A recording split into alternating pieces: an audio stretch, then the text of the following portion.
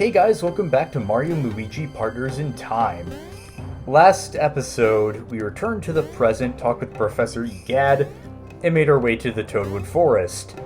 Only to find that the toads are being drained of their Vim by the trees, which are being controlled by the shrubs, and the Vim is being given to the Vim Factory in the heart of the forest, and used to make fuel for the shrubs' flying saucers. This time, we'll be going through the forest and putting a stop to the shrubs as planned. And Totoko here got turned into a shroom mushroom. Gather the shards. Now, there's this weird car-like thing in the middle of the forest that it doesn't really seem to be addressed anywhere else. It just kind of exists. Losing Vim. It's just a bit of a weird thing. We have 6 bro flowers from that one block. So like I've mentioned, you really don't have to worry about paying for bros items, since they're very plentiful in the field. Let's take care of this Coupelian. Like I was saying, that weird car thing just sort of exists, and there's no explanation given for what it is or why it's there. There's nothing really similar to it in the rest of the game, and I don't even think the Mario & Luigi series. So I guess it might just be some kind of leftover something there. I probably could have worded that better, but I've never been known for my great wording of things. So let's continue on to the forest. I also like the way the roots here change color. It really looks like there's something being channeled through the ground. We have a new enemy right here. These are ghost guys.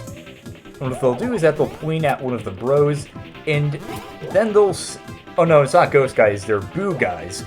Basically what they do is that they'll point at one of the bros, then split into 2 versions of themselves, and then one of the 2 will charge forth at one of the bros.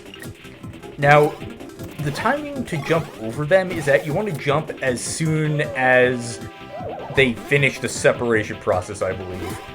Or in that one moment after they are done splitting, they kind of stop before charging. I believe it's either that's the moment you want to jump, or it's the moment they actually split, but I can't remember exactly which one. We'll have plenty of chances to test both of them, though. Oh, this guy. This is an Elasto Piranha, and these guys have a lot of HP, if I remember correctly.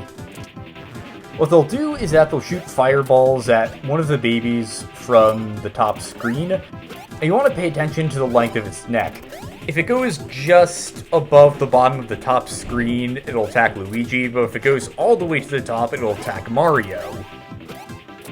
And this is the 3rd turn we've been fighting this thing, and still showing no signs of stopping.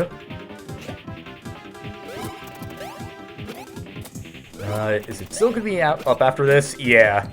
This is what I mean when I said a lot of the enemies have a great deal of HP.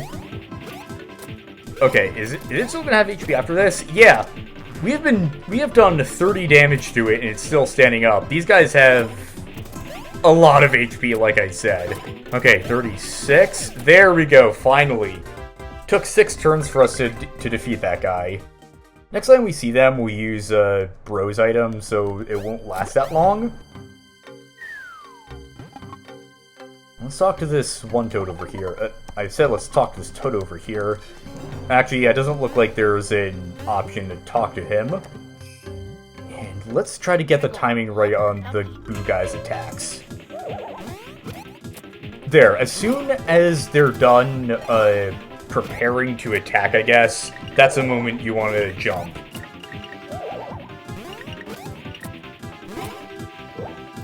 But I should attack the Coupelian again, but too late to do anything about that.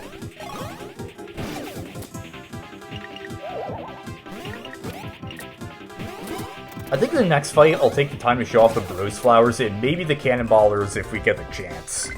The only thing is that Cannonballers are preferred for dealing a lot of damage to one enemy, so I might just do the classic thing of waiting for a boss fight to use that. Let's upgrade Baby Mario's stash and get 4 points for that, and we'll do the same thing for Baby Luigi. And of course it's 1. There's a reason I'm going through each of the stats one by one. That's because if you keep on adding points to a specific stat in the roulette, the values it'll churn out will gradually become lower and lower. So let's say you increase HP a lot. If you do that, eventually you won't be getting any high values anymore, so HP will just stay at more or less the same level throughout all of your level ups. Because of that, you want to distribute your points over a wide range and try to add points to a different stat each time. But to keep track of things, what I like to do is go through it methodically. That's why in level 2 I upgraded power, then defense. That way I was focusing on each stat at a time, and I was getting high rolls for each of them, or at least decently high rolls for each of them. And that way the count would still stay high, and I wouldn't be putting too much effort into it as to avoid the values going down. Anyway, that's my logic with using it. I've seen people just distribute it randomly, basically, and I kind of prefer a more methodical form. And this guy's blinking, growing weaker. There's not really a whole lot we could do for these guys, but we should try to save them if we can. We have a pipe block there, although we don't really need it yet. Okay, I was just on the edge of missing that, but I still got it.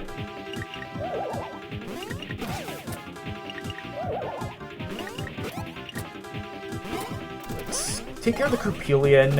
I don't really think this is a good opportunity to use the Bro Flower yet. And let's just finish off the Boo guy. I need to remember to call it the Boo guy, not the Ghost guy like I thought it was called.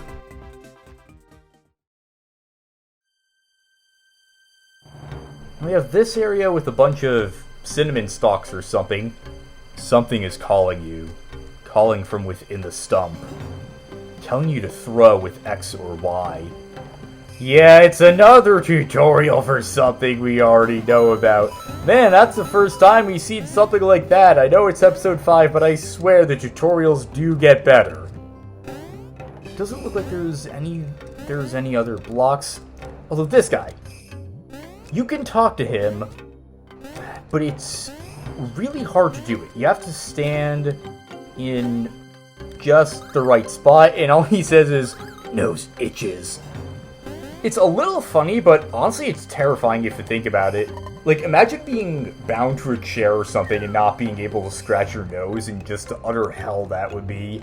So it's a little funny, but it is horrifying to think about. Like a lot of things in this game. You have 2 Croupielians here and 19 Bros Flowers. Although if I'm not mistaken, there are Lasso Piranhas in this cave. So I think I'm gonna wait until we encounter those guys again before we use the Bros Flowers, because it's better to use Bros items against the really hard enemies.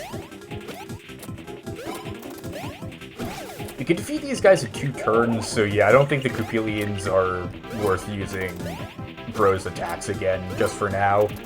Or I guess Bros items, not Bros attacks. I really have to get out of the mindset of the other Mario Luigi games.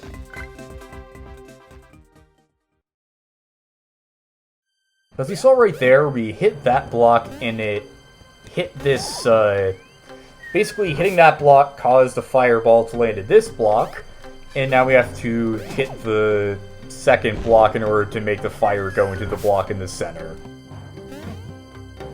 Once again, I'm not good at wording things, okay? Up this way, there's a third one.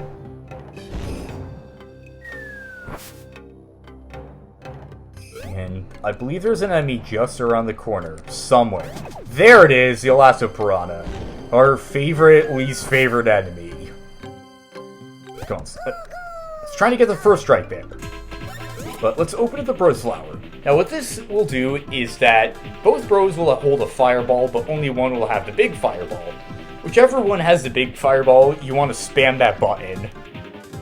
Just quickly press the button of the Bro with the big fireball to chuck fire at the enemy. And this can also leave an enemy at the status effect of burn, which will cause them to stop moving for a second and take continual damage for a few turns. We also get into a bit of an elemental weakness here, but we haven't seen any enemies that are weak to fire yet. So I'll hold off on explaining that for now and just start the attack. You want to press Y here. Now it's Baby Mario, go for X, then Y, then X, then Y, then X, then Y. It's resistant to fire! Never mind then, that did a whole lot of nothing, and I just wasted all that time that I could have explained the bro flowers, just waiting to use it against these guys when I should have just used the green shell. Oh. And of course the green shell doesn't even do that much. Okay. I suddenly like these guys a lot less than I already did, and I just flubbed the action command. Okay, I guess we're doing this the long way. Man, I mean, at least you conserve Bro's attacks, Bro's items. I need to remember the right terminology. I guess at least we conserved it, but at what cost? Yeah, do your thing. But I guess this actually is a good place to talk about elemental weaknesses and resistances. Some enemies will resist fire attacks while others are extremely weak to it. You'll get what I believe is called a critical hit if you attack an enemy with an elemental weakness, although we won't see that for a while. But as we did see with the Lasso Piranha, some enemies do resist elements, and they do resist fire because I guess they're made of steel, and I have to remember my Pokemon types. Alright, let's take out this 36 HP behemoth.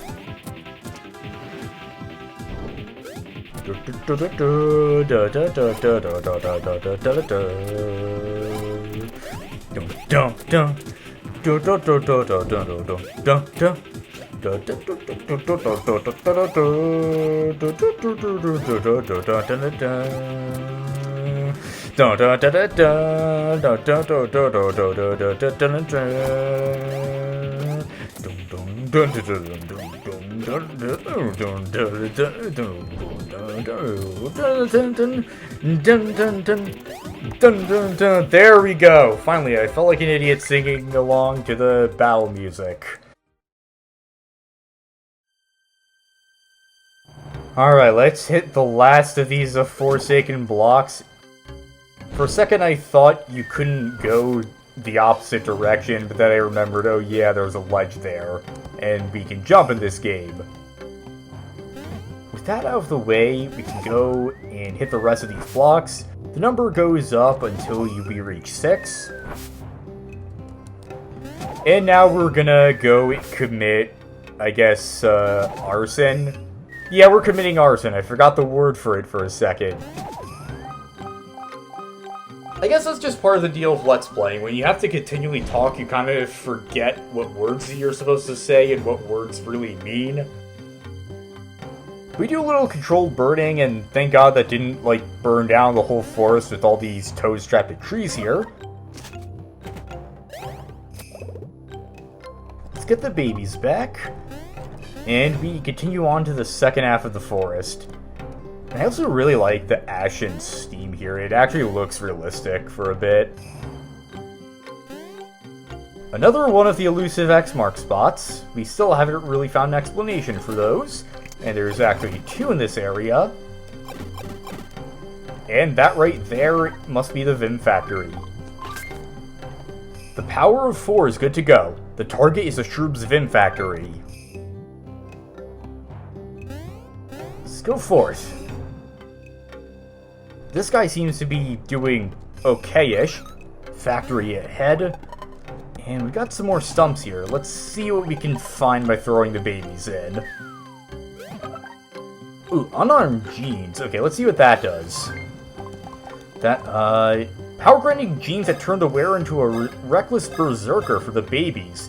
It increases power but drops defense, and I don't really think that's going to be a great idea for us as of now. I might try equipping them later on, but personally I don't want to risk the baby's defense, especially since they already have low defenses. This guy we can't talk to, but we can just take care of this ghost guy. Boo guy, not ghost guy. I need to remember that. You! I will have my revenge on the Lasso Piranhas by actually being able to deal damage to them. Die! Well, soon. Please, now die. Okay, one more hit and you'll die. Please.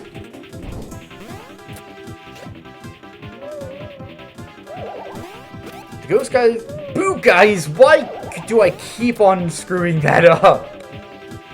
Remember, boo guys, boo guys, boo guys. I'm just gonna keep repeating that to myself. Okay, the Elasto Piranha is taken care of. Now we just have to finish off these boo guys. I for the first time, I didn't almost say it. I actually said boo guy correctly. I'm making progress. We get a mushroom from that, and Mario gets a level up. So let's add to his HP. God damn it. And let's do the same for good old Luigi.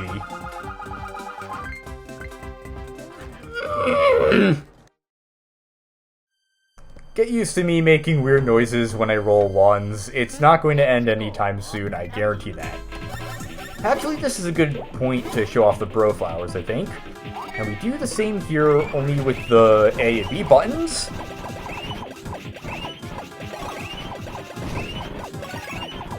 We got a great there, and that one Coupelian in front is inflicted with burn. He will not be able to move, and he will continually take damage per turn. Or I guess each turn.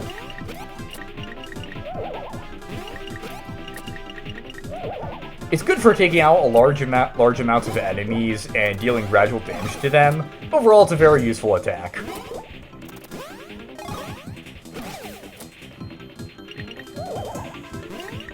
Alright. And let's finish him off. 3 XP, 2 green shells, Baby Mario gets a level up. Please, I want to get a roulette win this level up that isn't a 1. Finally, we got a 4. And finish things off with Baby Luigi. Alright, very nice. I seem to have a pattern of getting 2 1s and then 2 4s in these level ups. For our last stump in this area. And that's an example of one of the babies tripping. We cannot use Bros items because Baby Mario cannot move, and he's just going to stay there until it's his turn. Well, now we can move, and we'll just have to take care of the Elasto Piranha the old-fashioned way. Ugh, I hate these guys.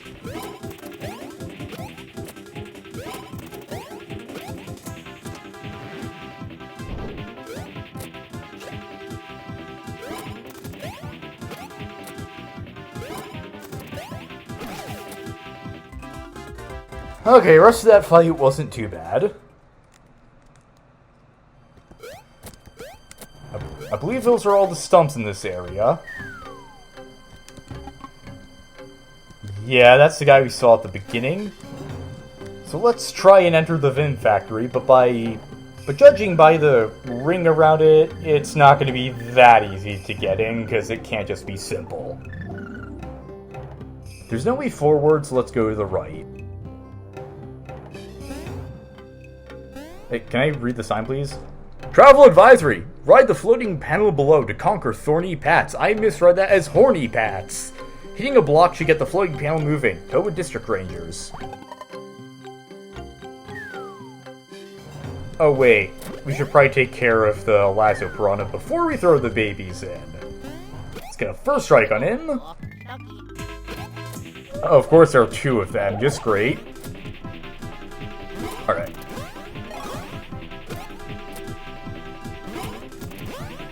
We'll be able to take care of him now? Yes, we can. I guess I'm Bob the Builder now. Good for Luigi. It's just a few frames off for that. And one more hit should take care of the Elasto Piranha.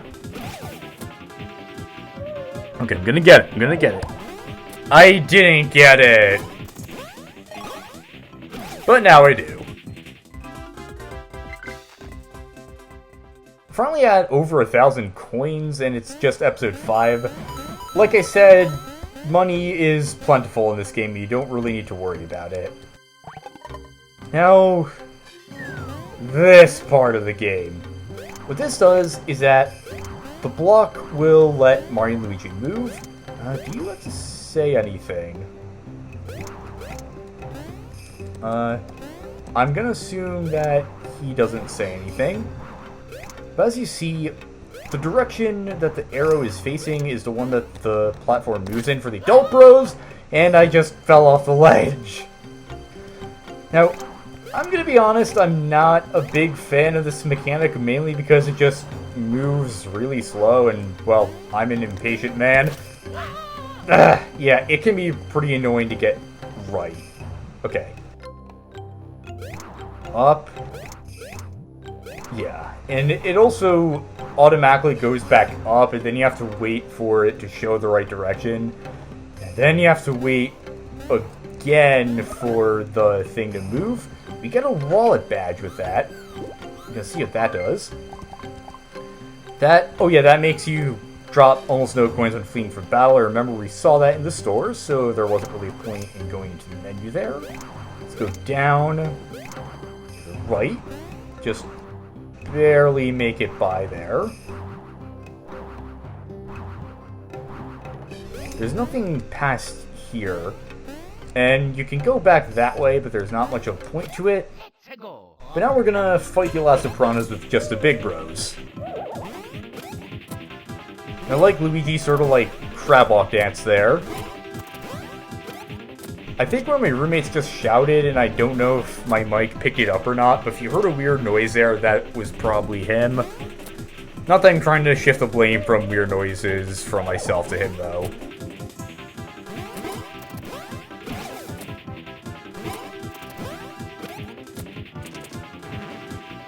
Another thing you'll notice is that the Elastic Piranhas can move back and forth along a range of the battlefield, so you have to wait carefully because the fireball can come at you from an assortment of angles and positions on the battlefield. So you want to be careful of that when you're timing the dodge on their attacks. Thank you, Stuffwell, for giving us the Bro Flower. I know that the enemies are technically dropping them, but it's funny to think that they were just in Stuffwell and he's only now giving them to us. Let's pick up the babies and throw them into this stump right here.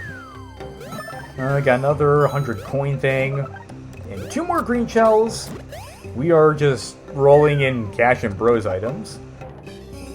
And we have this thing.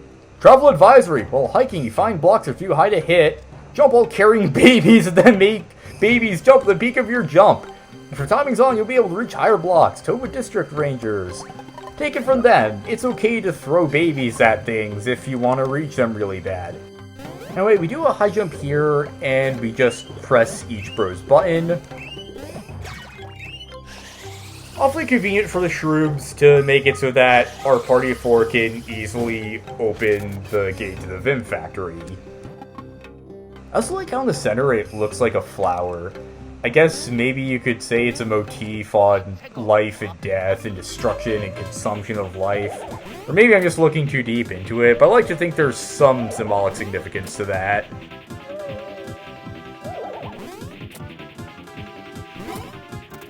First, let's take care of the Elastic Piranha, since we can't counterattack them. If you're fighting a group of enemies, I recommend prioritizing your attacks on the enemies you can't damage in counterattacks. You'll already be damaging the Boo guys here, but since you can't really damage the Elastic Piranhas in the middle of their attacks, it's better to focus on them first. And same applies for any other mixtures of enemies where some you can counterattack while others you can't.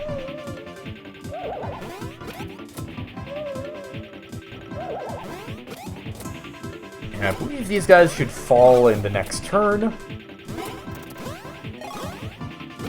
There we go. Alright.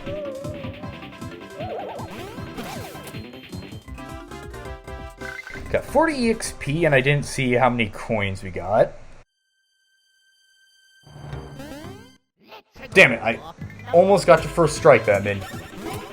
Okay. This isn't funny anymore. I really don't like you guys.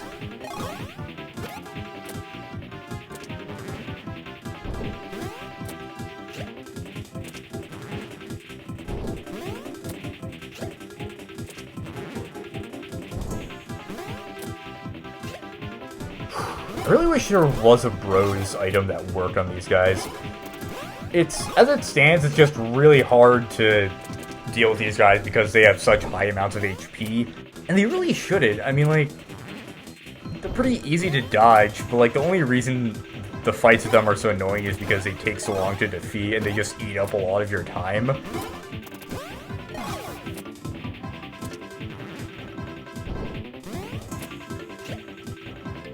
Let's finish this guy off.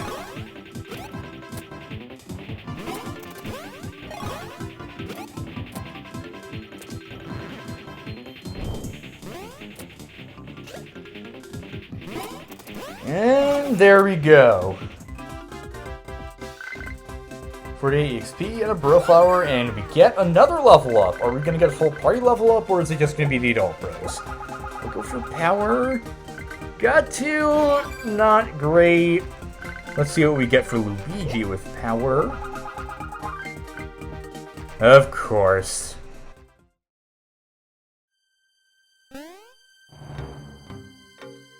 We've reached another one of these spike surfing areas, I guess I could call them.